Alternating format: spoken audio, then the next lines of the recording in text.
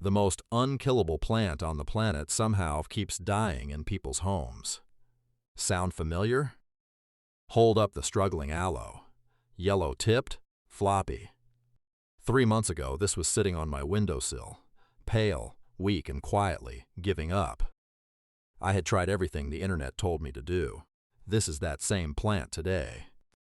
What changed was not a magic product or a secret formula. It was 7 things I was doing completely wrong, and one of them, tip number 5, will cost you absolutely nothing. Not a single coin. And it might be the most powerful shift you make for your aloe all year. I picked up my first aloe from a roadside vendor. The woman who sold it to me waved her hand and said, "This one practically raises itself." I believed her. I set it beside my brightest window, watered it twice a week because that seemed responsible, and planted it in the same general potting mix I was already using for everything else. 6 weeks later, the leaves near the base were soft, translucent, rotting from the inside out. I had turned from an excited plant owner into a plant killer in under 2 months. So I went looking for real answers. I kept finding the same 2 lines, "Don't overwater" and "Need sunlight," with no explanation of why or how. So I dug deeper. I read. I tested. I failed. I tried again. What I found completely flipped my approach.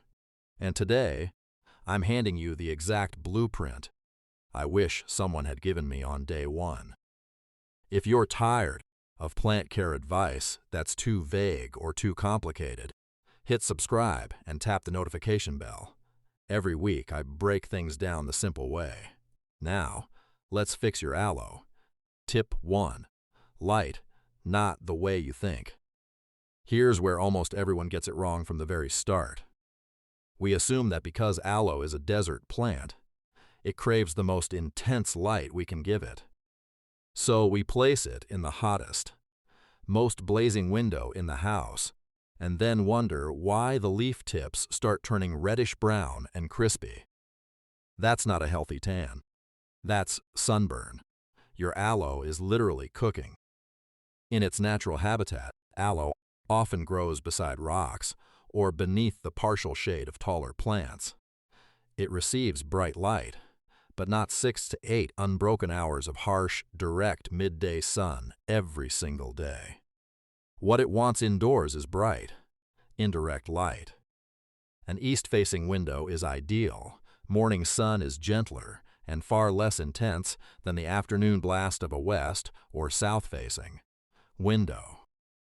If that's your only option, a thin, sheer curtain is a game changer. It diffuses the heat while keeping the brightness flowing through. Notice your aloe tilting toward the light? That's called phototropism. The plant physically chasing brightness. Give it a quarter turn every 2 weeks to encourage even, upright growth on all sides. Drop a comment below. Where does your aloe currently live? Windowsill, shelf, or outdoors? I'm genuinely curious. Tip 2. Watering. The rule that changes everything. This tip rewired how I think about plant care entirely. Aloe vera stores water inside its leaves. Those thick, fleshy pads, they're reservoirs. The plant evolved in environments where rain could be absent for weeks at a time. So it built its own internal supply. Every time you water before those reserves are fully used, you're teaching the roots to stay shallow and lazy. You're also creating the exact wet, stagnant conditions that trigger root rot.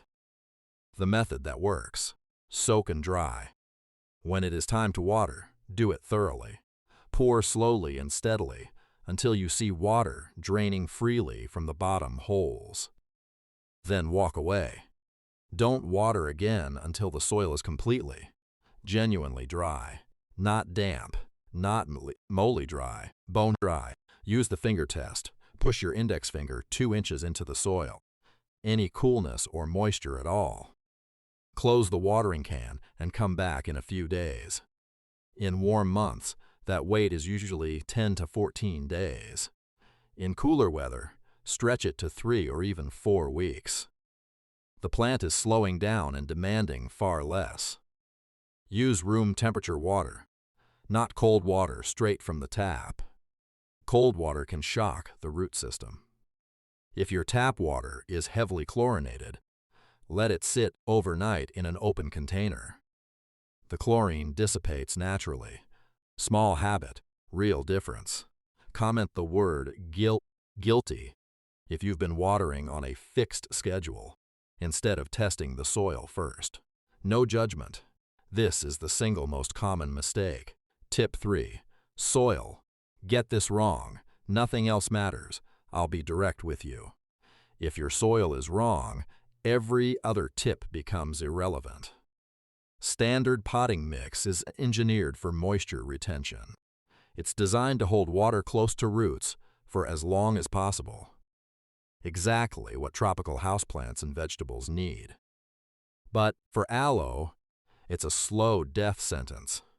Water-retentive soil means your aloe roots are constantly surrounded by dampness. Oxygen can't circulate. Anaerobic bacteria multiply. Root rot develops silently underground, long before you see a single symptom above the surface.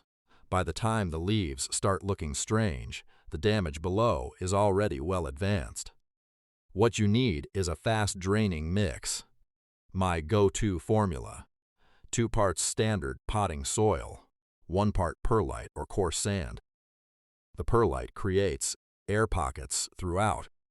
Water moves through quickly, instead of pooling, and roots can breathe between waterings. If mixing your own sounds like too much effort, any commercial cactus and succulent blend is already formulated for exactly this purpose. What to avoid at all costs: garden soil dug straight from the ground. It compacts easily, may carry fungi or pests, and will suffocate aloe roots within weeks. The drainage test: after repotting, water the soil and count to 5. If water is still pooling on the surface at 5 seconds, the mix is too dense. Time to repot into something more porous. Team DIY mix or team store-bought? Tell me in the comments. I want to know which way people lean. Tip 4. The right pot. Your container is working for or against you. 6-pass. The container your aloe lives in is not a neutral decision. It actively affects the plant's health every single day. Material first. Terracotta unglazed clay is the champion for aloe. It's porous, which means moisture can slowly evaporate right through the walls, not just from the soil surface. This passive, all sides drying dramatically reduces the risk of staying wet too long. Plastic pots trap moisture. If you know you tend to water more than you should, terracotta is your built-in safety net. Drainage holes, non-negotiable.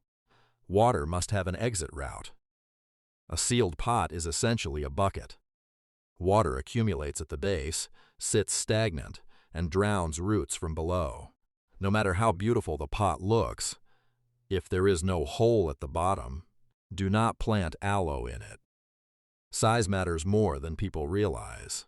Choose a pot only slightly wider than the root ball, about 2 inches wider at most. An oversized pot holds more soil than the roots can ever use, and that extra soil retains water the plant never drinks. That's stagnant moisture goes rotten. Go snug. Love a decorative pot with no drainage? Here's the fix. Plant your aloe in a plain nursery pot with drainage holes, then set it inside the pretty pot. When watering, lift the inner pot out. Water thoroughly, let it drain completely, then place it back. Style and function, no compromise. Aloe vera is mildly toxic to cats and dogs. The saponins in the leaves can cause vomiting and digestive upset if chewed. Place your plant on a high shelf or hanging spot where curious paws cannot reach. Tip 5. Airflow. The zero nera trick nobody talks about. We spend so much time thinking about what we put into the plant, the water, the fertilizer, the soil, that we completely ignore something the plant needs just as much: good air circulation. When aloe sits in a closed corner with no airflow, soil moisture evaporates more slowly. Humidity builds around the leaves. Fungal issues find it easier to develop. Pests thrive in stagnant air. And the plant, designed to grow in open, breezy, desert environments, quietly struggles without ever telling you exactly why. The fix is completely free. Don't crowd your aloe. Give it space. If it's wedged between other plants or pressed flat against a wall, pull it out and let it stand independently. Open a nearby window when the weather allows. Let fresh air move around it naturally. Watch the microclimates in your home, too. A spot near an air conditioning vent regularly blasts cold air. Aloe hates that. A spot near a heating unit means dry, hot air on repeat. A stable location with gentle, natural ventilation is worth far more than any technically perfect spot that turns out to be stagnant. And here is something most plant videos skip entirely. Aloe goes dormant in cooler months. Growth visibly slows. It looks less vibrant. That is completely normal. The plant is conserving energy. The worst response is to compensate by watering more or moving it around in a panic. Leave it alone. Let it rest. It will come back stronger when the season turns. Comment the word airflow below if this tip was completely new to you. I have a feeling this one is going to surprise a lot of people. 4 months ago, my aloe looked depleted. Thin leaves, pale washed-out color, leaning sideways like it had already given up. I was not proud of it. I had been doing more water, more sunlight, more attention. The more I gave, the worse it looked. Then I reversed everything, moved it to indirect light, watered it deeply once, then left it alone for 2.5 weeks. Repotted it into a terracotta pot with a proper draining mix. Stopped hovering. Stopped fussing. This is the same plant today. Dense, upright, deep green, and now producing healthy little pups at the base. My neighbor came over recently, looked at it, and said, "I kid you not, what fertilizer are you using? I need that brand." I told her honestly, I'm not using any right now. She didn't believe me. But it's the truth. The right foundation came first, and the plant rewarded it. Tip 6. Fertilizer. Being lazy is literally the right strategy. Most houseplants are hungry. Feed your pothos, your monstera, your fiddle leaf fig regularly, and they reward you visibly. Aloe is the complete opposite. Aloe evolved in nutrient-poor desert soils. It learned to survive and even thrive on very little. Give it too much fertilizer, and the salt buildup shows up in the leaves. Brown, crispy tips and edges that worsen over time and don't recover. The schedule that works: fertilize twice a year. Spring and early summer only, when the plant is in active growth. Use a balanced liquid fertilizer. A 10-10-10 ratio works well, diluted to half the recommended strength. Apply it to moist soil, never directly onto dry roots. And that is it. You are done feeding for the year. Zero fertilizer in autumn and winter. The plant is resting. Feeding a dormant plant is like waking someone from deep sleep to serve them a full meal. Wrong timing. Want something completely natural and chemical-free? Worm casting tea is excellent. Stir a small amount of worm castings into water. Let it steep overnight. Then use that liquid for 1 watering per season. You're delivering gentle, slow-release nutrients and beneficial microbes. No burn risk, no synthetic residue. Are you currently fertilizing your aloe? Drop yes or no in the comments. No judgment. I just want to understand where most people are starting from. Tip 7. Read your leaves. Your plant is always talking. This is the skill that separates struggling plant owners from confident ones. There's no mysterious gift involved. It's pattern recognition. Here are the patterns. Thin, wrinkled, or slightly shriveled leaves. Your aloe is tapping its stored water reserves. It's thirsty. Give it a thorough deep drink now. Soft, mushy, or translucent leaves near the base. Overwatering. Root rot may be developing. Stop watering immediately. Remove from pot. Trim any black or mushy roots. Allow to air dry for 24 hours. Then repot into fresh dry mix. Open brown or reddish tips with crispy edges. Too much direct sun. The plant is being scorched. Move it further from the window or add a diffusing sheer curtain. Pale, washed out, or yellowish green color. Not enough light. The plant is fading for brightness. Move to a better lit location or introduce a grow light. Blue leaves splaying outward and flat instead of standing upright. Also a light issue. The plant is physically spreading to catch more light. Same solution, more brightness. Once you can read these signals, you stop guessing. You stop the overcorrection cycle of watering more when you should water less or moving the plant when it just needs stability. Care becomes effortless because the plant is telling you exactly what it needs. Want to take your aloe from healthy to genuinely stunning? The kind that makes people stop and photograph it? Try this just once a year. Make compost tea. It sounds technical, but it's beautifully simple. Take a generous handful of finished compost or worm castings. Add it to a bucket of water and stir thoroughly. Leave it to steep overnight. In the morning, strain out any solid material and use that liquid for your next regular watering session. What you're delivering is nature's own soil health system. Natural, slow-release nutrients, beneficial bacteria, and organic compounds that work with your soil rather than forcing it. No chemical burn risk, no synthetic residue. Just the kind of deep biological nourishment that keeps soil alive and plants thriving at a level that's genuinely hard to replicate with bottled fertilizer once a year. That's the entire commitment. Quick recap. Tip 1. Bright indirect light. No harsh direct sun. Tip 2. Soak deeply, then wait until bone dry. Tip 3. Fast draining soil. Perlite blend or cactus mix. Tip 4. Terracotta pot with drainage holes, size just right. Tip 5. Good airflow and a stable ventilated spot. Free. Tip 6. Fertilize only twice a year at half strength. Tip 7. Read your leaves. They're always communicating.